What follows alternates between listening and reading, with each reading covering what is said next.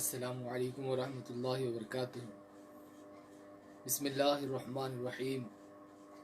الحمد للہ رب العالمین والعاقبۃ للمتقین، والصلاۃ والسلام علی سید الانبیاء والمرسلین وعلی آلہ وصحبہ اجمعین، اما بعد، فقد قال اللہ تبارک وتعالی فی القرآن الکریم: اعوذ باللہ من الشیطان الرجیم، بسم اللہ الرحمن الرحیم۔ یا ایہا الذین آمنوا کتب علیکم الصیام کما کتب علی الذین من قبلکم لعلکم تتقون۔ صدق اللہ العلی العظیم وبلغنا رسولہ النبی الکریم ونحن علی ذلک لمن الشاہدین والشاکرین والحمد للہ رب العالمین۔ قال اللہ تبارک وتعالی فی شأن حبیبہ الکریم: ان اللہ وملائکتہ یصلون علی النبی یا ایہا الذین آمنوا صلوا علیہ وسلموا تسلیما۔ اللہم صل علی سیدنا و شفیعنا و نبینا و حبیبنا مولانا مولانا محمد صلی اللہ علیہ وسلم صلو علیہ الصلاۃ والسلام علیک یا رسول اللہ صلی اللہ تعالی علیہ وسلم۔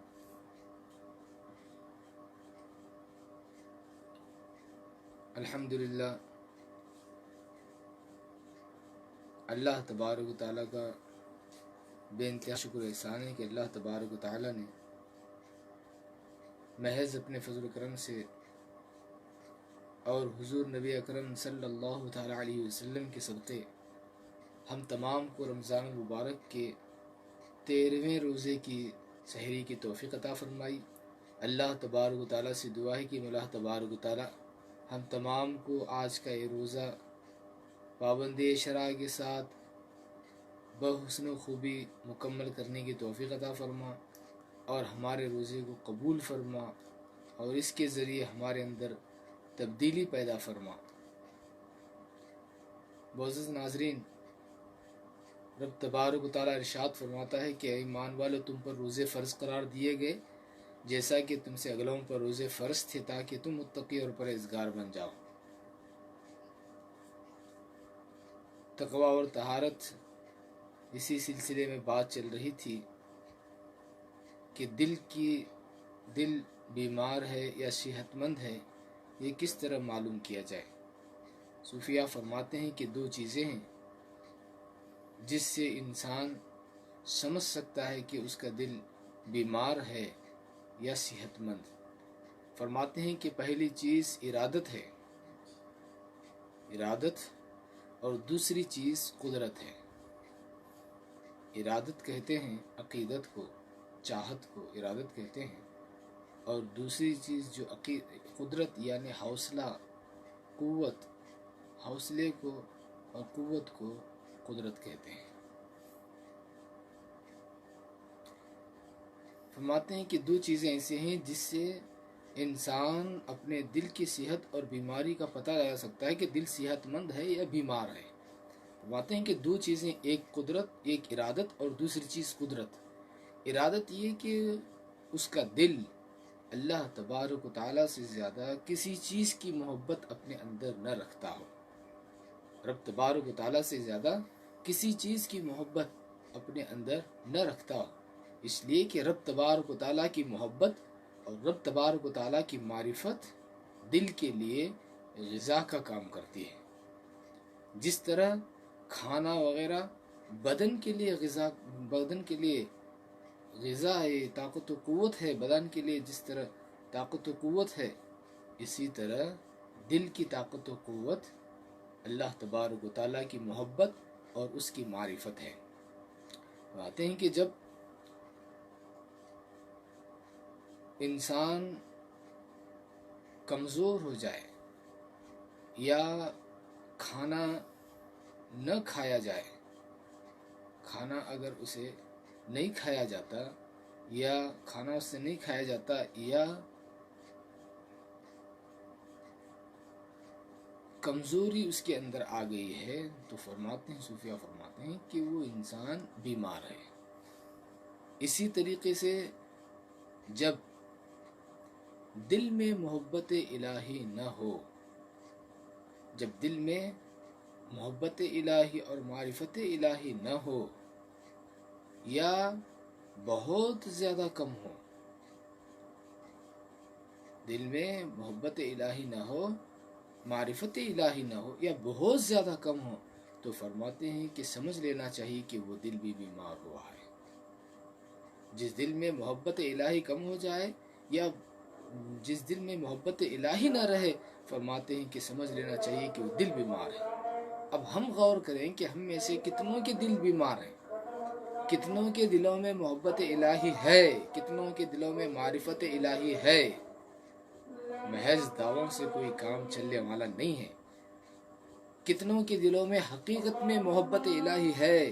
ہم خود اس بات کا اندازہ لگائیں کہ ہم کس مقام پر ہیں، ہم کس جگہ ہیں، ہم یعنی مراتب میں ہم کس جگہ ہیں، ہمارا حال کیا ہے، ہمارے دل میں محبت الہی ہے یا نہیں ہے، خود جانچ کریں ہم۔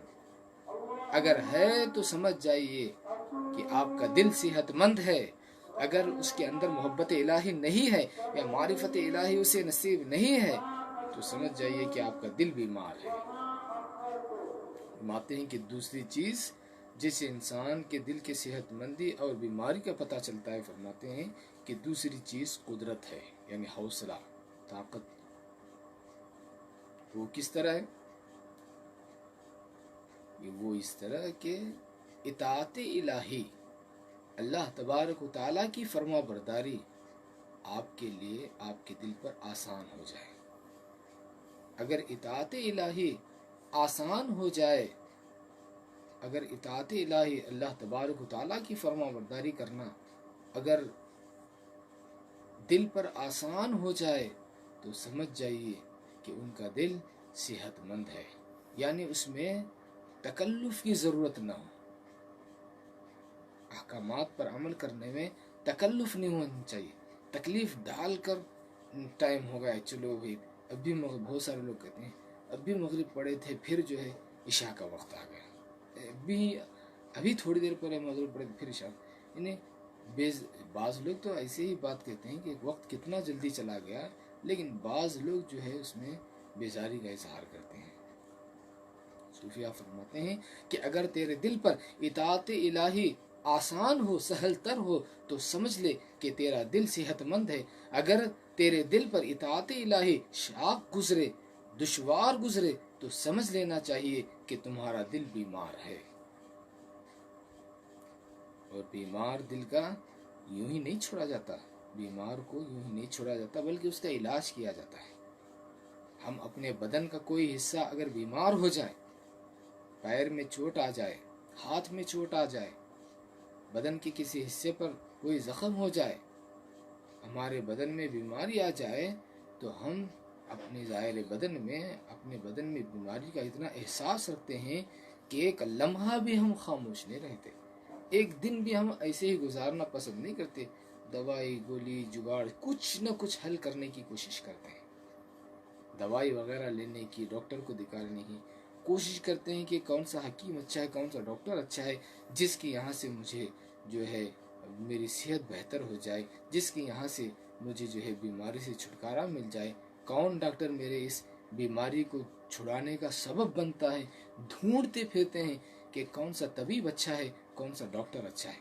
افسوس کی بات یہ ہے کہ ہم اپنے بدن پر جب کسی بیماری کا احساس کرتے ہیں تو ہمارا حال یہ ہوتا ہے کہ ہم طبیبوں کے یہاں، ڈاکٹروں کے یہاں خوب چکر لگانے لگتے ہیں کہ کسی نہ کسی طریقے سے میری بیماری کا علاج ہو جائے، یہ حل ہو جائے۔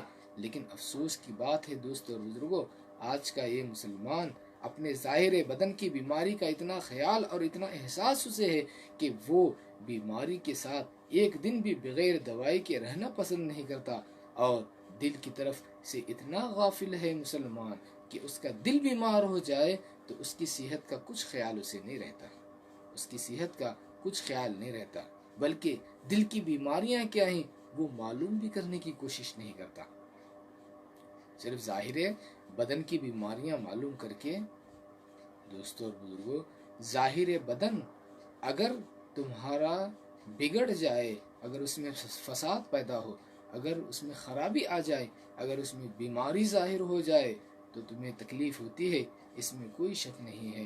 اگر اسی طرح تمہارا دل بیمار ہو جائے تو خدا ناراض رہتا ہے، تمہارا دل اگر بیمار ہو جائے تو خدا ناراض رہتا ہے، کیونکہ بیمار دل نہ خدا کی اطاعت کا اسے شوق رہتا ہے، نہ خدا کی فرما برداری کا اسے ذوق رہتا ہے، اور نہ ہی وہ بیمار دل اللہ تبارک و تعالیٰ کی محبت اپنے اندر رکھتا ہے۔ رب تبارک و تعالیٰ کی محبت نہ اس کے اندر، نہ اطاعت اس کے اندر۔ اس لیے دوستو اور بزرگوں، دل کی بیماریوں کو جانیں اور اس کے علاج کی کوشش کریں۔ صرف جان کے بیٹھنا بھی اس سے کام چلنے والا نہیں۔ دو چیزیں تو آپ نے سن لیا، ارادت اور قدرت، یعنی عقیدت آپ کی خدا کے ساتھ کیسی ہے، قدرت یعنی آپ کا حوصلہ کتنا بلند ہے، کتنا عظیم آپ کا حوصلہ ہے، آپ کے پاس کتنی طاقت ہے، کتنی قوت آپ کے پاس ہے۔ طاقت و قوت صرف دوسرے چیزوں میں ہی دیکھی نہیں جاتی، بلکہ رب تبارک و تعالیٰ کی بارگاہ میں بھی تمہاری طاقت و قوت دیکھی جاتی ہے۔ وہ کس طرح کہ تم اپنی طاقت و قوت اللہ تبارک و تعالیٰ کی فرما برداری میں لگاتے ہو، یا تم پھر اس کی نافرمانی میں اپنی طاقت و قوت خرچ کرتے ہو۔ اس لیے دوستو اور بزرگوں، دل کی بیماری کو سمجھیں۔ دل کی بیماریوں کا علاج، یہ جو اس کے اندر سستی آتی ہے، سستی، دل پر جو سستی چھا جاتی ہے، اس کا علاج ضروری ہے۔ اس کا علاج کیا ہے؟ نفسانی خواہشات کو توڑنا۔ رمضان میں روزوں کے ذریعے سے ان بندہ نفسانی خواہشات سے اپنے آپ کو بچانے کی کوشش اور نفسانی خواہشات کو توڑنے کی کوشش کرتا ہے۔ رب تبارک و تعالیٰ نے اسی واسطے رمضان کے روزے فرض قرار دیے ہیں، تاکہ اس کے ذریعے سے، ان روزوں کے ذریعے سے بندے کے اندر تبدیلی پیدا ہو جائے۔ اور تبدیلی کیسے پیدا ہوتی ہے؟ خیال رکھنے سے پیدا ہوتی ہے۔ ہم دیکھیں کہ ہمارا نفس کیا کر رہا ہے۔ انسان اس کے ساتھ یہ بات بھی ضروری ہے کہ بندہ اپنے عیبوں پر مطلع ہو، بندے پر اس کے عیب کھلے ہیں کہ اس کے اندر کیا کیا عیب ہیں، اور پھر وہ ان عیبوں کا علاج کس طرح کرے۔ فرماتے ہیں کہ عیب دیکھنے کے لیے بھی 4 طریقے کار ہیں۔ صوفیہ فرماتے ہیں کہ انسان اپنے اندر کا عیب کس طرح دیکھے۔ ویسا تو نہیں کہ جو ہے ہمارے اندر کیا عیب ہے سو جہاں مجھے معلوم ہو جائے، ایسا نہیں۔ انسان جو اس میں عیب ہیں، صوفیہ فرماتے ہیں کہ 4 ایسے طریقے ہیں جن سے عیب معلوم کیا جا سکتا ہے، جن کے ذریعے سے انسان اپنے اندر کی خامیاں، اپنے اندر کی خرابیاں معلوم کر سکتا ہے۔ فرماتے ہیں پہلی چیز، فرماتے ہیں کسی اچھے مربی کی خدمت میں حاضر رہے، کسی اچھے استاذ کی خدمت میں حاضر رہے، کسی کامل مرشد کی خدمت میں حاضر رہے۔ فرماتے ہیں کہ پھر وہ اس کے احوال پر نظر کر کے، اس کے احوال پر، طالب کے احوال پر نظر کر کے اس کے عیوب کو ظاہر کرے۔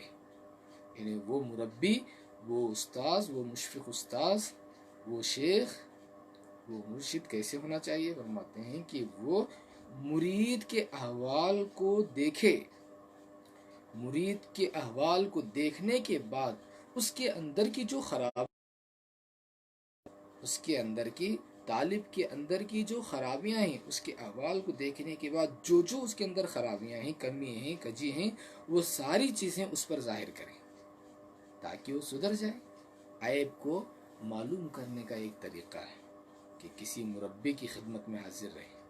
حضرت امام غزالی رحمۃ اللہ تعالی علیہ آپ فرماتے ہیں، اس دور میں آپ فرماتے ہیں کہ آج کے دور میں ایسا مربی دشوار ہے۔ امام غزالی جب آپ فرماتے ہیں کہ آج کے دور میں ایسا مربی دشوار ہے، تو دوستو اور بزرگوں، آج کا دور تو اللہ ہی خیر کرے۔ انشاءاللہ تبارک و تعالی اور 3 چیزیں کل میں آپ کے سامنے رکھنے کی کوشش کروں گا۔ اللہ تبارک و تعالی سے دعا ہے کہ مولا تبارک و تعالی ہم تمام کے روزوں کو قبول فرما، اور ہم تمام کو نفس کے عیوب پر مطلع اور اس سے بچنے کی توفیق عطا فرما۔ سبحان ربک رب العزت عما یصفون وسلام علی المرسلین والحمد للہ۔ السلام علیکم۔